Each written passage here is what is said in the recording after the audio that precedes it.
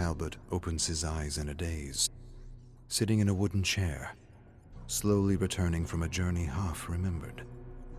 He remembers the flowers and luminous colors, blue and purple, glowing and dripping with a strange nectar-like fluid.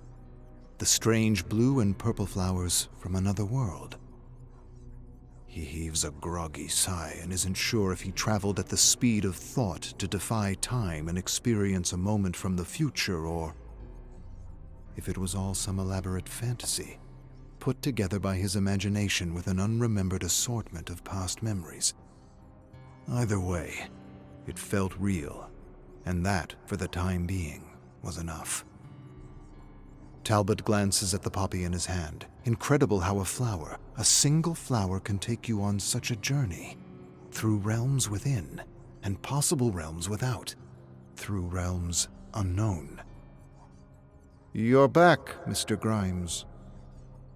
Talbot turns with a start to face Junius, an investor in the company.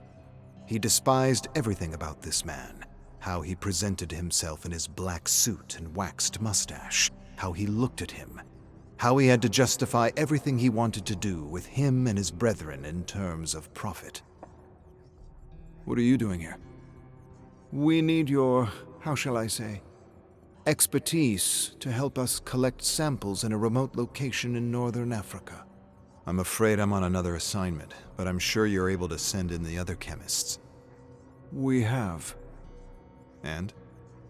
"They disappeared, along with several other expeditions we've sent in." Talbot turned away, taking in a basement filled with black smoke and the drowsy scent of opium, urine, sweat, and vomit. The den was lined with 2 rows of straw mattress beds, accompanied by little tables with nut oil lamps to heat up the opium before placing it into a pipe as long as a rifle. Men groan and grin with their eyes shut. One man stares at Talbot and laughs slowly and heavily with a pipe to his lips. Every time he pulls at the burning opium pellet, there is a hellish frying sound. Junius clears his throat. "Understand, Mr. Grimes, there is no assignment more critical for the company than this one." And by critical, Talbot understands he means profitable.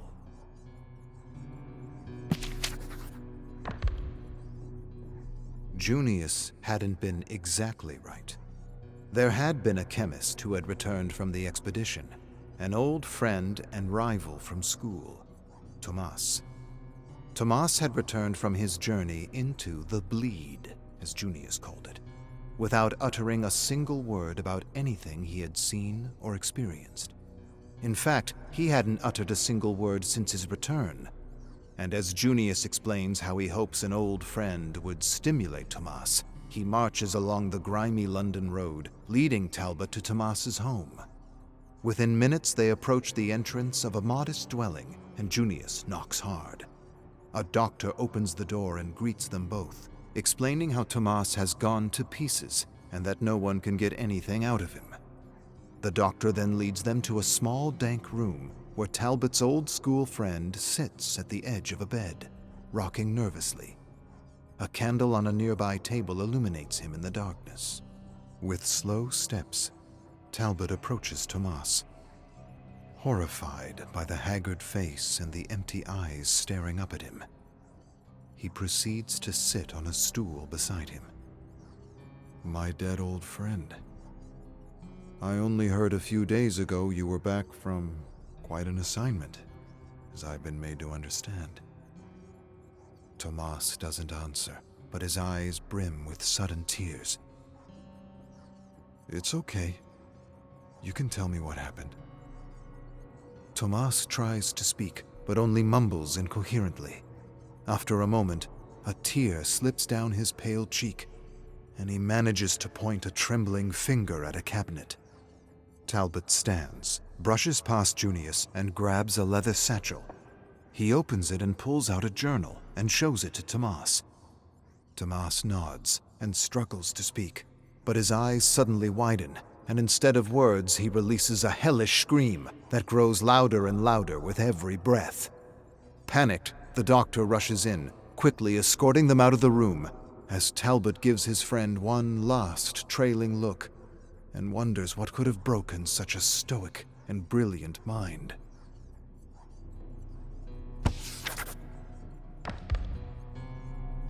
Talbot sits in a horse-drawn carriage reading the notebooks. Nothing but gibberish and the disturbing thoughts of a chemist losing his mind. If he were to believe the notebooks, Tomas had lived an eternity in a world where people were constantly hunted like game by apparitions pulled out of dark folk tales. He had only disappeared a week, and yet there were hundreds of entries, perhaps thousands. It made little to no sense. Neither did Junius. He had misjudged the money man. He was a lot more compassionate than he had anticipated, and he seemed to express genuine sympathy for Tomas. Despite being obsessed with profit, he is really quite human. It dawns on Talbot that Junius might in fact be two people, and that the company does a strange thing to him, acting almost like a catalyst. He seems to be different when representing the company. It seems as though the company affords him something which allows him to be someone else entirely. Perhaps protection, perhaps anonymity, perhaps both. Talbot suspects the same may be said of him with his pursuits, but somehow he's sure that even with the protection and anonymity of the company, he manages to retain his compassion for others. And yet, he goes through his friend's notebooks less from a position of grief and more from a position of curiosity. He wonders if this objective disposition makes him less human, or perhaps more human. Any beast can react in anger or rage or grief. What sets us apart from animals is our intellect, our ability to stand above our emotions for the greater good. And yet, Talbot cannot help but entertain the thought that what sets humans apart from machines is our emotions. No, not emotions. Our empathy. Our ability to feel what others feel just by imagining what they might be going through, what they might be suffering. That is an ability above and beyond the simple mechanisms of the intellect.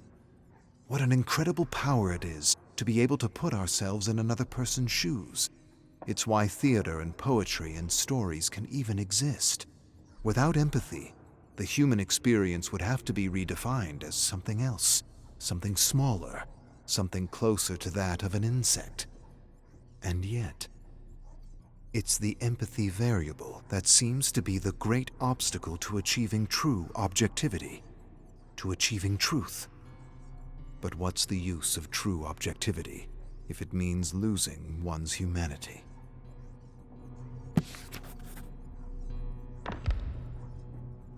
Talbot isn't sure how long he's been in this small dinghy up the river under a scorching white African sun with an escort of soldiers, company soldiers. The company's so big it is one of the largest mercenary forces in the world. Impressive, really. And secretly, he admires the fact that they do what they want when they want, without consequence or fear of tarnishing the reputation of king and country.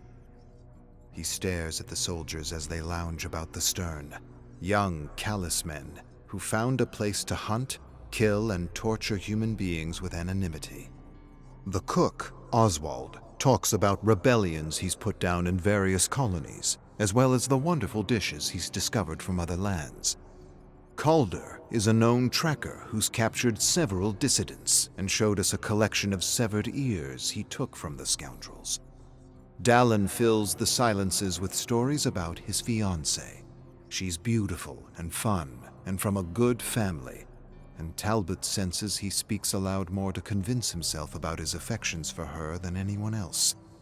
He's torn between her and his love of soldiering, and somehow understands he can't have both. She'll ask him too many questions, make him think about things he'd rather not think about, and remind him of his better self. Talbot knows the feeling all too well. He was in love once too, Ina. But his love for her wasn't enough, at least not enough for him to turn his back on his experiments. She was jealous of his work, of his lab, all the time he spent there, all the energy and thought he gave his experiments. When Ina smashed the lab to pieces and set it ablaze, he immediately understood how much she loved him. And seeing his destroyed lab, he immediately felt the pain and misery he was causing her. And he didn't want to experience those feelings anymore, or the guilt.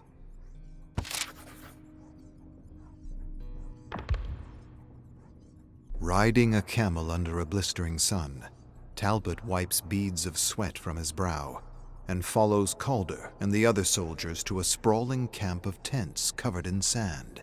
They quickly halt as a man in desert attire approaches them, introducing himself as Farley. Talbot dismounts, and they exchange pleasantries.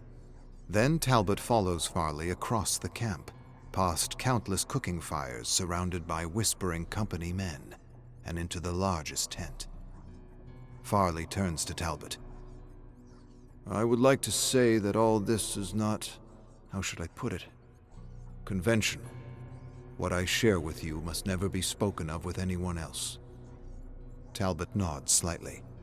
Farley walks over to the back of the tent and lifts a flap to reveal a huge mass of black fog in the distance. Strange purple and blue light emanates from within. What is that? What am I looking at? Farley stares at the mass of fog. We refer to it as the bleed. A theory put forward is that it could be another dimension, how should I say, spilling into our own. We have seen and noted these phenomena before, but never for this long, never enough to explore. We need you to enter, take notes, and collect samples of flora and fauna should you find any. Talbot peers intently at the barrier of fog. You believe this to be another dimension? We don't know what to think, and that is precisely why we sent for you, Mr. Grimes. You could have chosen more experienced chemists. There are several. We did. They never returned, and we are certainly concerned for their well-being. But if you could find a way to collect and bring back samples from this anomaly, their sacrifice would not have been in vain. Talbot furrows his brow. Farley sighs, closes the flap, and faces Talbot. We would even consider your proposal to improve, how should I say, the quality of your experiments. That is to say, we could certainly find a way to give you access to the test subjects you desire. The king would have our heads. My dear Mr. Grimes, we do not answer to the king.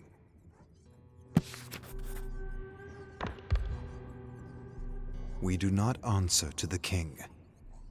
Talbot considers the implications of those words over and over again as he prepares his leather satchel with his notebook, tools, and vials. He then closes the satchel and wonders who in fact the company answers to if not the king. Junius had once told him the company was like a person and was given the same respect as a person, and yet the company didn't seem like a person. It seemed like something else, something different, something perhaps like a beast pretending to be a person, a dark thing unleashed into the world to destroy and plunder and return to its masters with a mouthful of death and a fistful of gold. A part of Talbot hated being a part of this dark thing for the longest time, but over the years he had found a way to rise above his guilt and admire the sheer power and brilliance of what it could do in the world and what it could achieve for its masters without reproach. When the beast became a problem, the masters could simply end its life abruptly, burying the beast in all the pain, death, and horror it had caused in a forgotten grave. But not the gold, not the plunder. They, the masters, could keep it all. Keep the gold and the plunder, and eventually use it to inject life into a new beast, or perhaps beasts. The company may not have been a person, but it was certainly a form of life, and gold was its life force, its blood. Talbot suddenly feels inspired. Gold is energy. No, not gold. Currency. Currency is energy. No, not energy. A variable to direct and control people, to manipulate the fold. Yes, there is something worth exploring in the thought, something worth pursuing, something that could help the company and its masters. He asks himself if there is a way to understand people in reduced terms, in terms of energy and equations. Talbot quickly pulls out his notebook and jots down a concept: fold energy. He scribbles down an equation, crosses it out, then rewrites another version. He examines the equation, then releases a sigh and crosses it out again. He wonders for a long moment if people could actually be reduced to a chemical equation that could somehow determine output and potential. It was a strange idea, perhaps even an awful idea, and yet this idea had legs like a beast. It was certainly plausible to treat people as a kind of energy that could be contained and controlled, except for one variable, the human variable: empathy. The strength of currency as a variable to control, manipulate, and predict energy flow would be directly proportional to the value people placed on the currency in their lives. But there had to be ways to remove or reduce the human variable, to somehow turn currency into a collective god, or in the very least, a demigod, something the fold feared, prayed to, and constantly meditated on. One single god to control them all, one single variable to stimulate, shock, and direct fold energy. Talbot stares at his notebook and laughs to himself. The idea is ludicrous. There are no legs. There's no present or future world where he or anyone else could experiment on eliminating the human variable. Such a thing not even the company could get away with. But if it could, it would be far more powerful and effective at controlling the fold than any king or empire. Talbot scratches out his equations, realizing they are nothing more than highly imaginative scribbles masquerading as science. Even if the company were granted the ability to experiment on the fold without limits, he could not imagine how this intangible human variable could be reduced, let alone removed from the equation.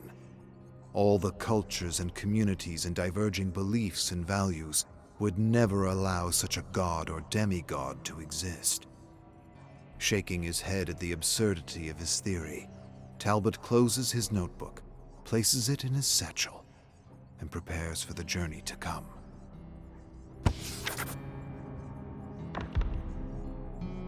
Talbot leads his retinue toward a wall of fog, ignoring the gasps and sighs behind him. He stops in his tracks just before entering. Oswald announces that he thinks they should all turn back, and that if they do, he'll make them a wonderful dish he learned in India. Calder says the money they are paying him makes turning back impossible. Dallin agrees with Calder. Talbot takes note of the comment, then extends a finger and pokes the almost liquid fog. And the fog extends a tendril and pokes him back. In disbelief, Talbot pokes the fog again to see if he'll stimulate a similar response. But the fog doesn't poke back. The first time was possibly just a reaction to their collective body heat. The thought of conscious mist or fog almost seems absurd. He stares at the fog for a long moment, then hears Ina's voice calling out his name from within the bleed. He sighs, ignores the voice, and for a moment regrets the swig of laudanum he took to calm his heart and focus his thoughts. Then, as the men continue to gasp and whisper concerns about the fog, Talbot closes his eyes and takes one small step into the unknown. Talbot opens his eyes to find himself staring at strange, luminous blue and purple vines attached to volcanic rock formations he strangely recognizes. Large crows he barely recognizes circle and caw in the dark sky. 2 company soldiers step up beside him with their eyes wide with disbelief. Talbot turns to Calder and Oswald. He scrutinizes the passage of fog behind them, waiting for Dallin to push through. Where's your friend? Calder and Oswald realize they lost Dallin and proceed to wave the fog and call out his name. Then Calder moves into the fog, but Talbot grabs his shoulder, stopping him. We are not where we think we are. Calder pulls away from Talbot. I'm not sure what that's supposed to mean. We can't just leave him. Talbot approaches the fog separating them from the camp. My thoughts are that he turned and returned to camp. Calder and Oswald exchange a look with Talbot. Then Calder steps forward and leads them into the blue and purple gloom. They soon approach a wall of vines with a luminous blue nectar-like substance flowing through veins blocking their path. Talbot reaches up and gently pulls a petal from a small flower and places it in a vial. Calder withdraws a machete with a high-pitched ring, and the vines seem to suddenly tremble.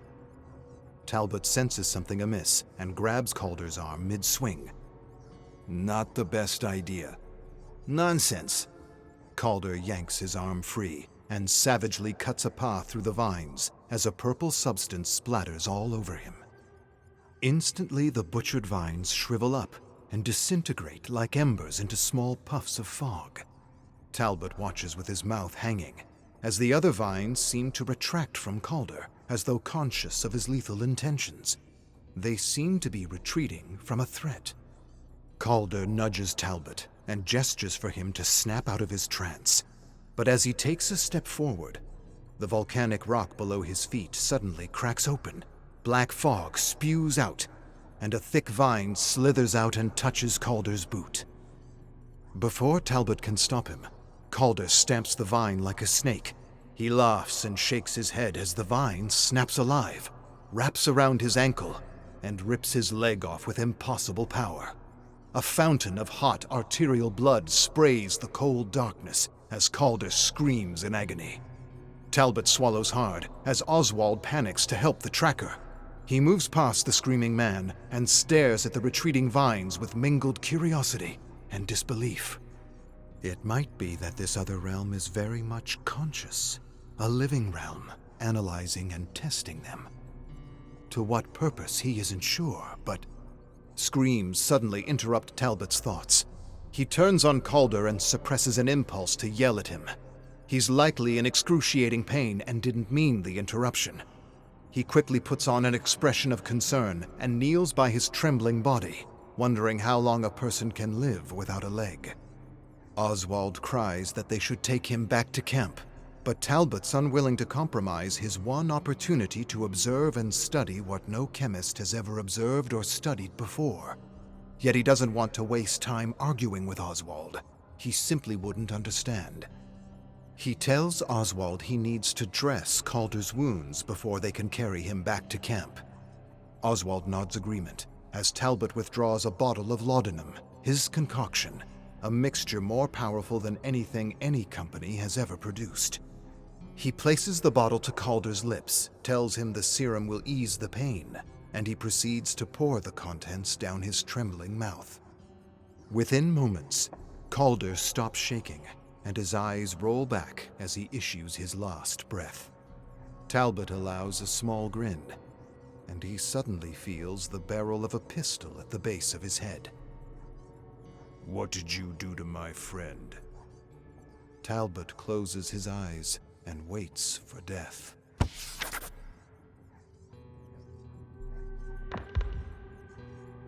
Oswald shouts at Talbot, calling him a bloody murderer. As his finger curls around the trigger, a massive cloud of fog rushes up to him and grabs him like a fist and pulls him, kicking and screaming, into the darkness.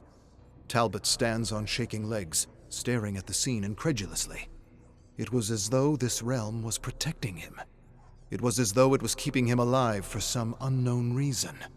He felt a sudden pang of guilt for Calder and Oswald, and then it was gone, and he began to follow the spiraling path of jagged rock illuminated by luminous vines and flowers. He followed it for a long while when he heard her voice again. It couldn't be. Ina. He stopped, turned round and round, searching desperately. This time he was sure it wasn't the laudanum. It was this place, It wasn't protecting him. It was messing with him, playing with him like a cat does a mouse. He closes his eyes, covers his ears, and continues to follow the spiraling purple path.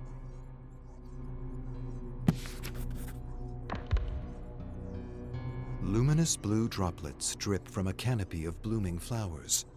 A petal falls, and he tracks its movement and catches it in midair. He examines the round shape, smooth texture, and places it in a vial. Then he grabs another vial and begins to catch droplets of this otherworldly fluid, wondering if, like the poppy, it could open doorways within the mind. A strangled gasp suddenly breaks the almost palpable silence.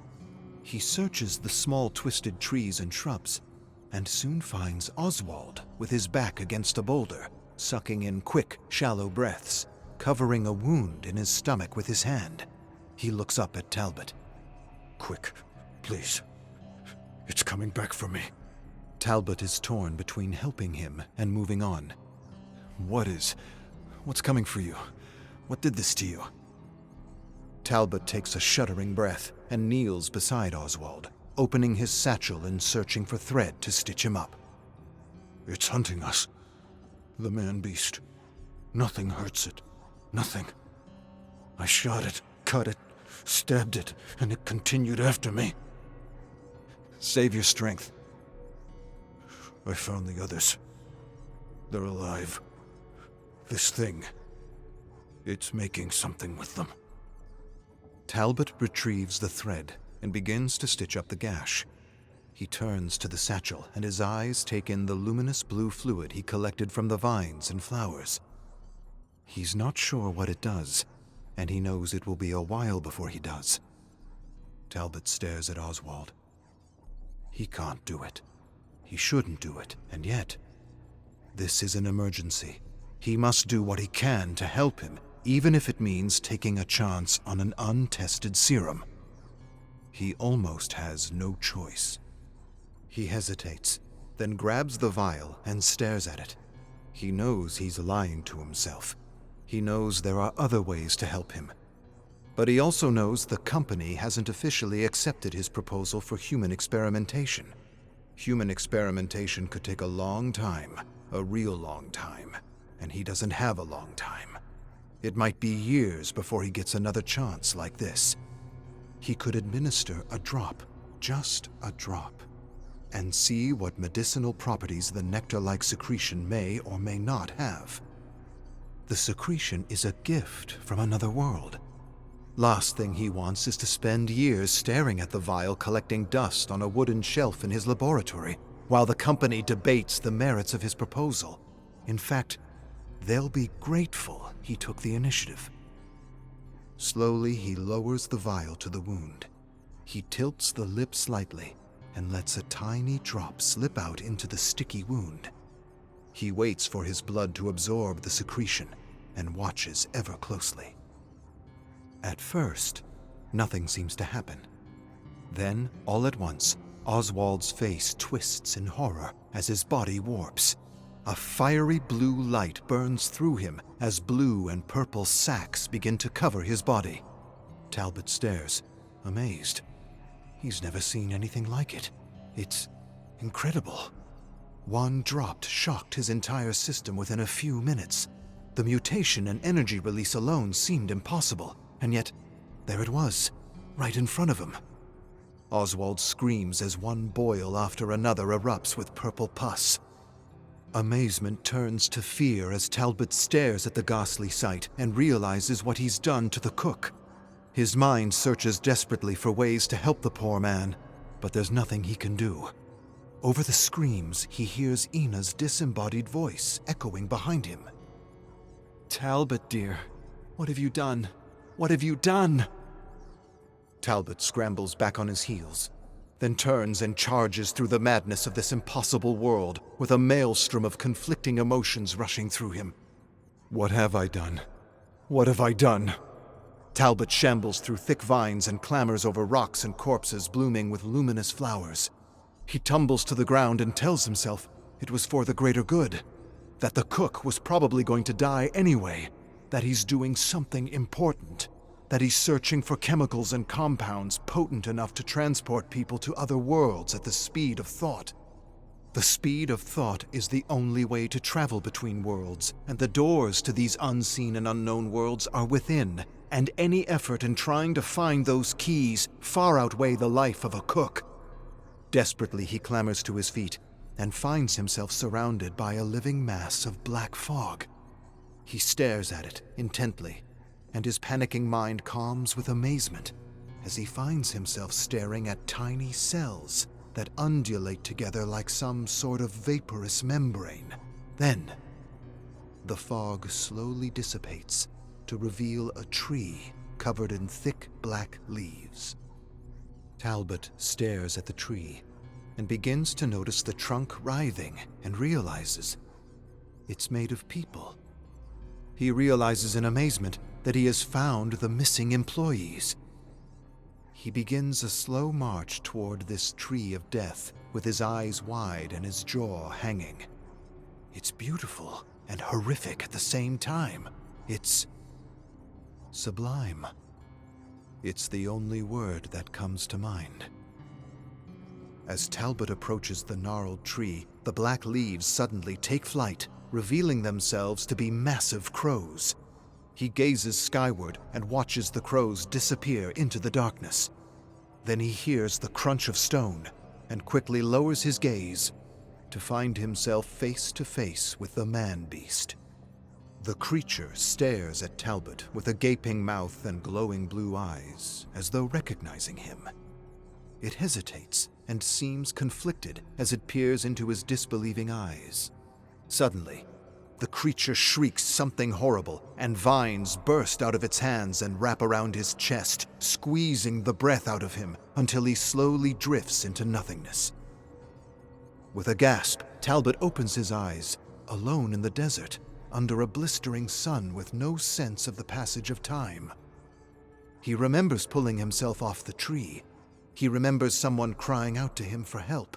He remembers taking samples as everything evaporated before his eyes. Then he remembers walking and collapsing under a scorching white sun, wondering if he was going to suddenly wake up in another world, or perhaps in an opium den. Talbot struggles to sit up as a mirage of men on camels gallop toward him. He looks down to his clenched fist, opening it slowly to reveal a blue and purple flower.